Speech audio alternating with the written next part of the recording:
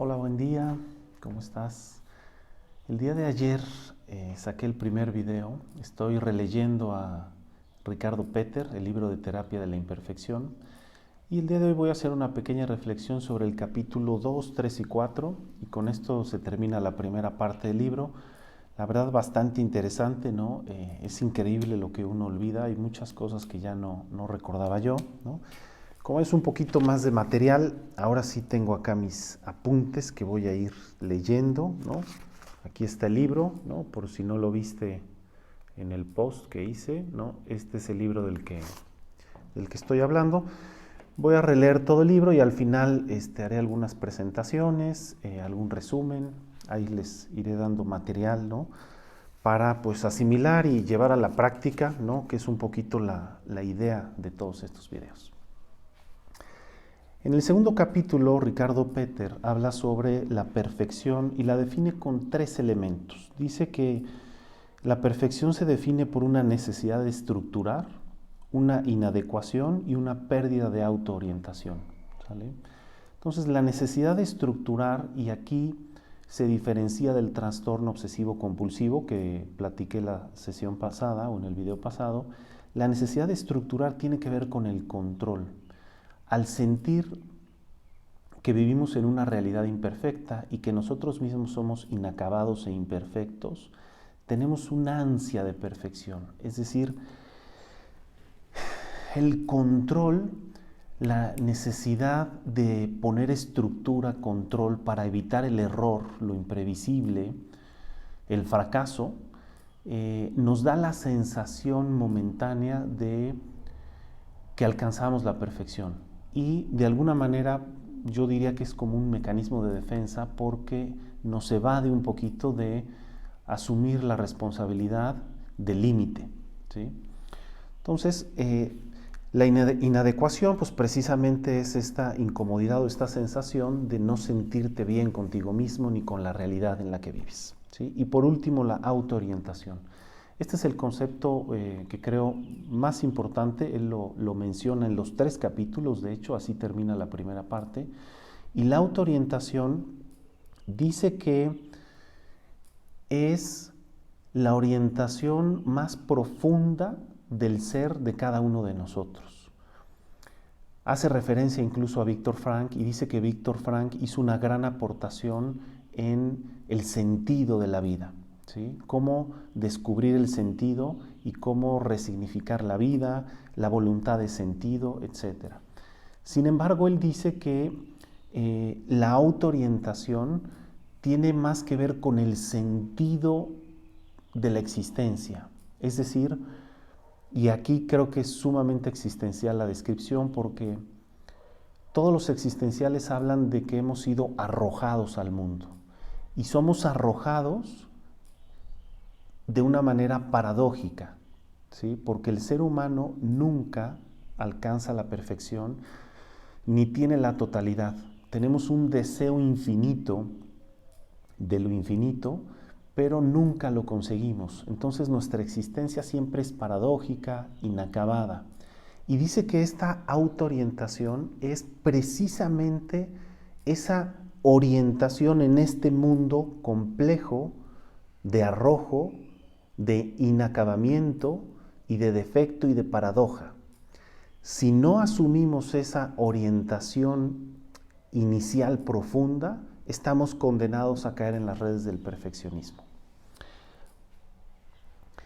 Después hace una distinción fantástica que yo necesitaba porque creo que me aclaró bastante y dice que una cosa es perfección y otra cosa es posibilidad de lo realizable, ¿sí? Posibilidad de lo realizable. Entonces, muchos de nosotros nos confundimos porque cuando Peter o cualquier otro autor, porque no solo él, muchos hablan de estos conceptos, prácticamente toda la psicología humanista existencial, nos quitan la aspiración de la perfección o el mejoramiento, ¿sí? En contra de toda esta corriente positivista, de echaleganismo, de todo se puede, de si lo piensas, si lo vibras, lo puedes detener, todo es posible si lo buscas o lo intentas de la manera adecuada. Eso es lo que vemos en las redes, pero los filósofos y psicólogos y pensadores siempre han hablado que la perfección es algo inalcanzable. De hecho, muchos de ellos se reirían porque, ¿no? Es un tema que se viene hablando desde hace muchísimos años, pero hoy ha cobrado tal impositividad, ¿no? O tal consenso, porque es un consenso.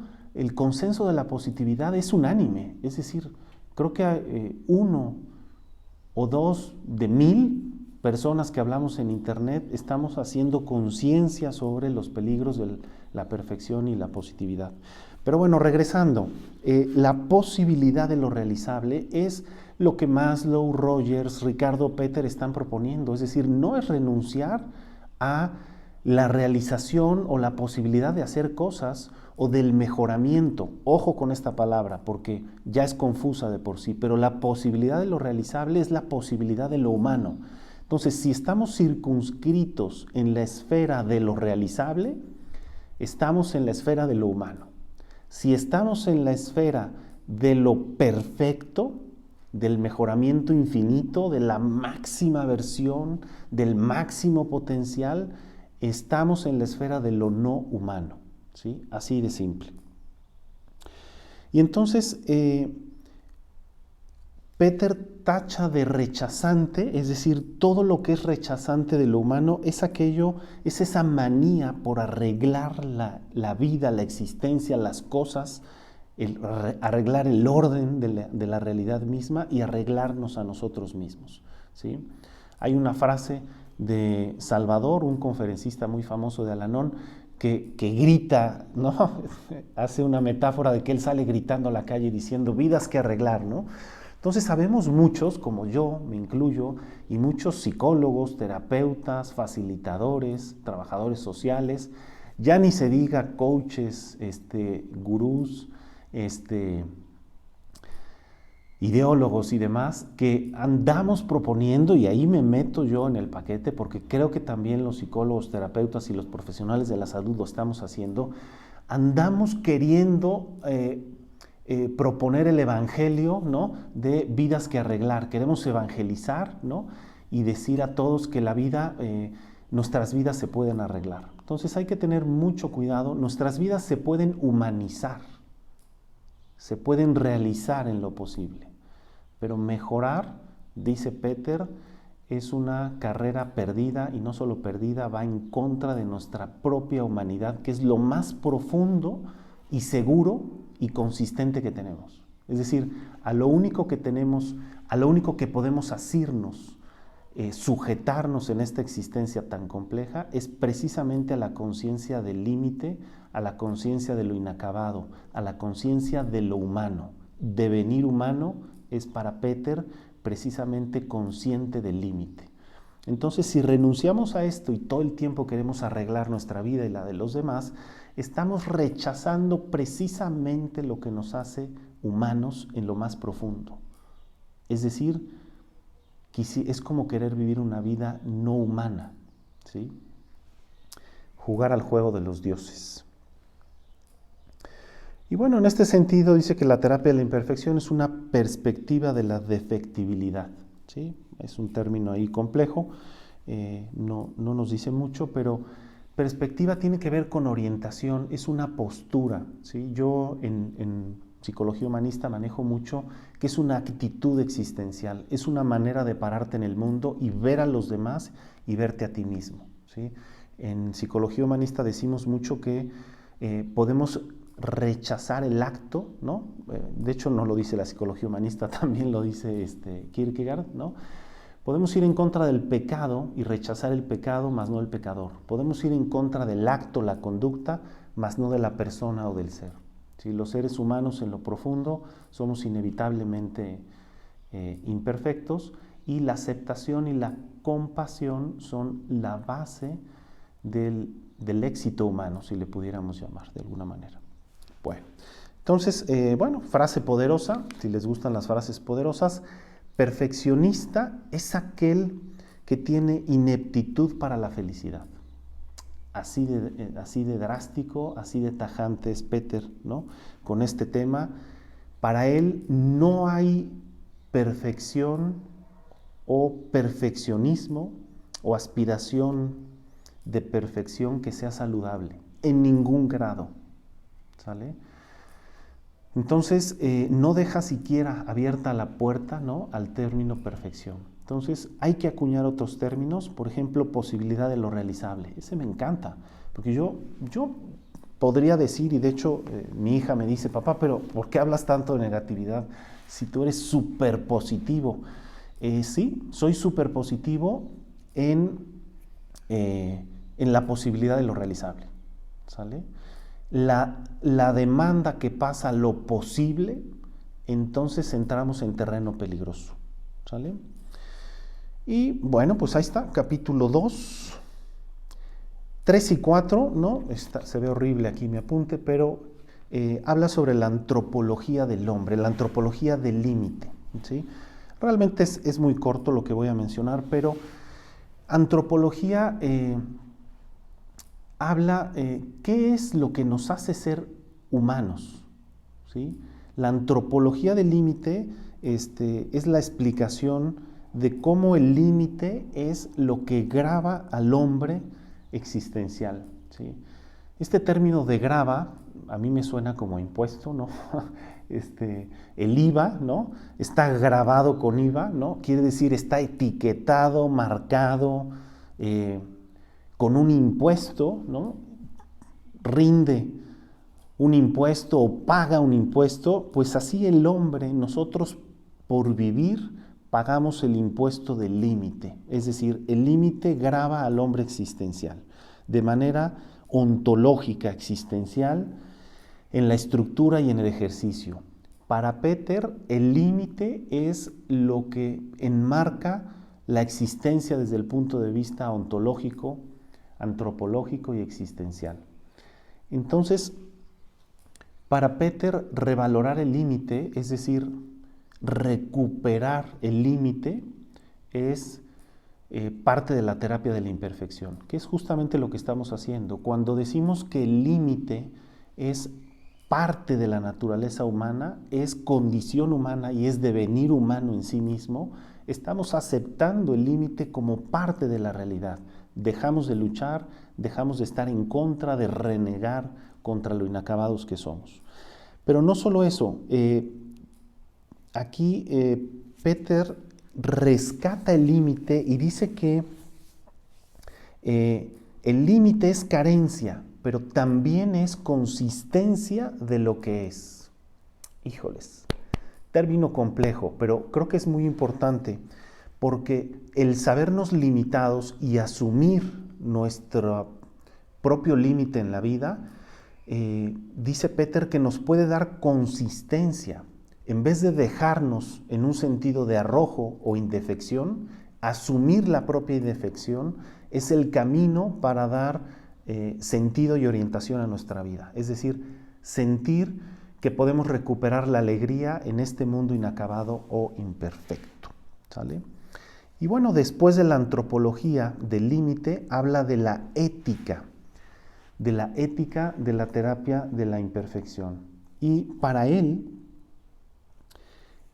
dice que no es renunciar al deber ser, es decir, no quiere decir que la terapia de la imperfección, es decir, todo se vale, ya no importa, puedes hacer lo que quieras, a fin de cuentas somos inacabados, imperfectos, cualquier intento de perfección es una lucha perdida contra ti mismo, ¿no? Él dice que el deber ser es volverlo accesible desde la mirada del límite, es decir, en la posibilidad de lo realizable que mencionábamos antes. Entonces, no es renunciar al deber ser, sino es cómo circunscribir o trabajar o asumir el deber ser dentro de una perspectiva de límite, dentro de una perspectiva de la defectibilidad. Entonces, parece un poco complejo, pero yo conforme voy releyendo, cada vez me empieza a hacer más sentido algunas cosas, espero que a ti también, ¿sale? Entonces, Fíjense, hablando de la ética, dice que el rigorismo no es una virtud. El ser riguroso, cosa que nos ha vendido Occidente y la modernidad, no es realmente una virtud y nos los han vendido como virtud. Estoy pensando ahorita, ¿no? Hay algunos test que dividen las personalidades en 4 y hay una personalidad, un cuadrante del círculo que es verde, ¿no? Donde están pues algunas profesiones como contadores, ingenieros o profesiones que son sumamente rigurosas y se considera una gran virtud, ¿no? Que de hecho tiene mucho que ver con el famoso trastorno obsesivo compulsivo.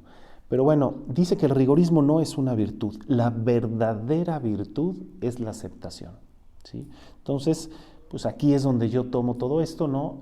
Porque la aceptación para mí es la clave de todo, ¿sí?